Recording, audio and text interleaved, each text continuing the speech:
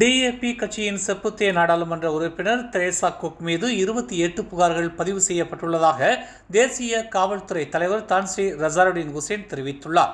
ஹலால் சான்றிதழ் குறித்து தெரேசா குக் தெரிவித்திருக்கும் கருத்து நாட்டின் இறையாண்மைக்கும் இஸ்லாத்திற்கும் எதிரான கருத்து எனும் அடிப்படையில் அந்த புகார்கள் இருப்பதாக தான்ஸ்ரீ ரசாருடின் ஹுசேன் தெரிவித்தார். தேசிய இஸ்லாமிய மேம்பாட்டுத் துறையான ஜாக்கிம் கொண்டு வந்துள்ள ஹலால் சான்றிதழுக்கு எதிரான கருத்துக்களை தெரேசா குக் தெரிவித்தாலும் அவர் தரப்பிலும் நியாயமான கோரிக்கைகள் கருத்துகள் இருப்பதால் அவர் தரப்பு நியாயங்களை வழங்க நாளை காவல்துறையினர் செவிமடுப்பர் என்று தான்ஸ்ரீ ரசாருடின் ஹுசேன் விளக்கமளித்துள்ளார். உணவகங்களுக்கு ஹலால் சான்றிதழ் கட்டாயமாக்கப்படுவதற்கான எந்த ஒரு அவசியமும் இல்லை என்று புந்தோங் சட்டமன்ற உறுப்பினர் துளசி மனோகரன் அறிவுறுத்தியுள்ளார். இது சுமூகமாக அரசு துறைகளும் வணிகர்களும் கலந்து பேசினாலே தீர்வை காணும் நிலையில் அம்னோ இளைஞர் பிரிவு தலைவர் டாக்டர் முகமது அக்மால் சலே இதை இன ரீதியிலான அரசியலாக மாற்றி இருப்பதாக அவர் குறிப்பிட்டார். தேவையற்றதை பேசி ஹலால் சான்றிதழ் குறித்தான கருத்துக்களை விடவும் தெரேசா குக் மீதான வெறுப்பு அரசியலை கட்டவிழ்த்து விடுவதுதான் அக்மால் சலேவுக்கு முக்கியமாக இருக்கிறது என்று துளசி மனோகரன் தெரிவித்தார். இஸ்லாமிய மேம்பாட்டுத் துறையான ஜாக்கிம் குறிப்பிடுவது இஸ்லாம் அல்லாதவர்களையும் பாதிக்கும் என்று துளசி மனோகரன் நினைவுறுத்தினார். இதை அரசியலாக்கவோ இனங்களுக்கு இடையிலான பேதங்களை அதிகரிக்கும்படியான கருத்துக்களை பதிவு செய்யவோ தேவையில்லை என அவர் குறிப்பிட்டார். ஷா ஆலம் சாலையில் கட்டுப்பாட்டை இழந்த லாரி தடுப்புச் சுவரை மோதி விபத்துக்குள்ளானதில் லாரி ஓட்டுநர் படுகாயமடைந்தார். சத்யா ஆலாமில் உள்ள ஸ்ரீபனாங் சாலையில் இந்த விபத்து நிகழ்ந்ததாக ஷா ஆலம் மாவட்ட காவல்துறை தலைவர் உதவி ஆணையர் ராம்சாய் அனா எம்போல் தெரிவித்துள்ளார்.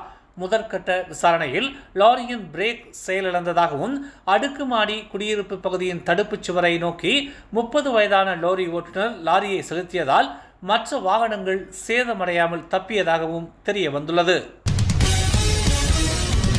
பாசிர்கூடாங்கில் உள்ள தொழிற்சாலையில் ஏற்பட்ட தீ விபத்தில் 26 மோட்டார் சைக்கிள்கள் முற்றிலும் எரிந்து தீயில் கருகின. பாசிர்கூடாங் ஜலான் பெக்கலிலிங்கில் தொழிற்சாலையில் இன்று காலை 9:30 மணியளவில் இந்த தீ விபத்து ஏற்பட்டதாக ஸ்ரீ அலாம் மாவட்ட காவல்துறை தலைவர் உதவி ஆணையர் முகமது சுகைமி இஷாக் தெரிவித்தார். தொழிற்சாலையில் வாகனம் நிறுத்தும் இடத்தில் ஏற்பட்ட தீ விபத்திற்கான காரணத்தை தடயவியல் நிபுணர்கள் ஆராய்ந்து வருவதாகவும் காலை 10:30 மணிக்கு தீ மற்ற மோட்டார் சைக்கிள்களுக்கு பரவாமல் இருக்க கட்டுப்படுத்தப்பட்டதாகவும் இந்த தீ விபத்தால் சுமார் 78,000 வெள்ளி இழப்பு ஏற்பட்டுள்ளதாகவும் முகமது சுகைமி இசாக் தெரிவித்தார். இதுவரையில் எந்த ஒரு உயிரிழப்பும் ஏற்படவில்லை என்றும் அவர் தெரிவித்தார். கடந்த 2021ஆம் ஆண்டு முதல் இவ்வாண்டு வரை புதிதாக பதிவு செய்யப்பட்ட திவால் ஆனவர்களின் எண்ணிக்கையில் 10 முதல் 13 விழுக்காடு அரசு ஊழியர்களை உள்ளடக்கி இருப்பதாக மலேசிய திவால் இலாக்காவின் தலைமை இயக்குனர் டத்தோஎம் ஃபக்ரி அப்துல் மஜீத் தெரிவித்துள்ளார்.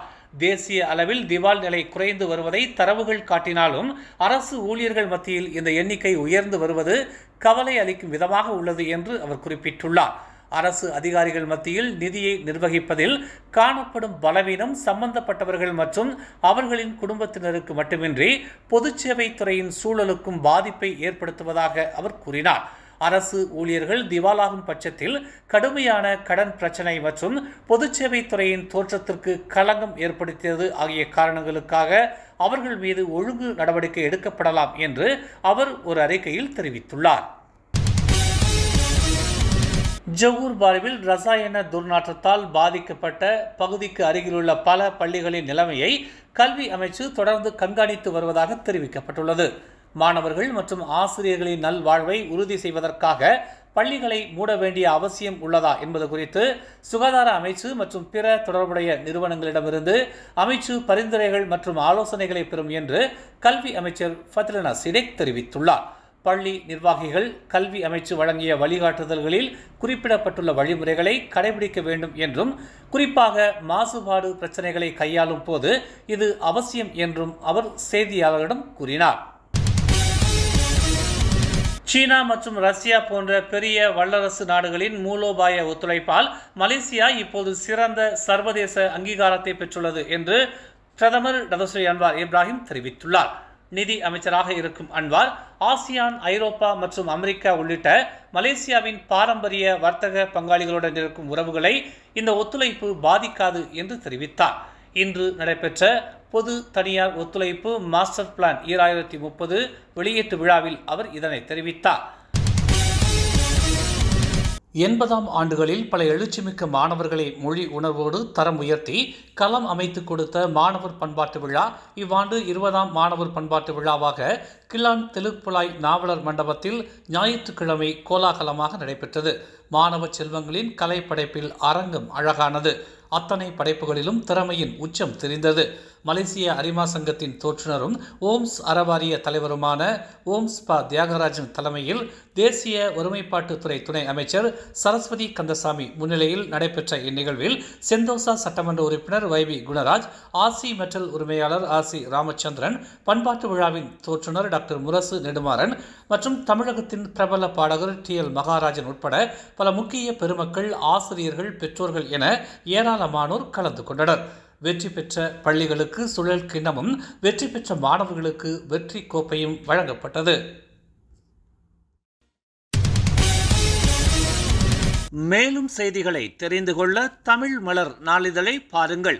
உடனுக்குடன் செய்திகளை தெரிந்து கொள்ள தமிழ் மலர் இணையதளம், தமிழ் மலர் செயலி மற்றும் மலர் டிவி யூடியூப் சேனலை வலம் வாருங்கள். எங்களோடு இணைந்திருக்க மலர் டிவியை பதிவு செய்து கொள்ளுங்கள். உறவுகள் மகிழ்ந்திட விருப்பம் மற்றும் பகிர்வு சேவையை சொடுக்கிடுங்கள்.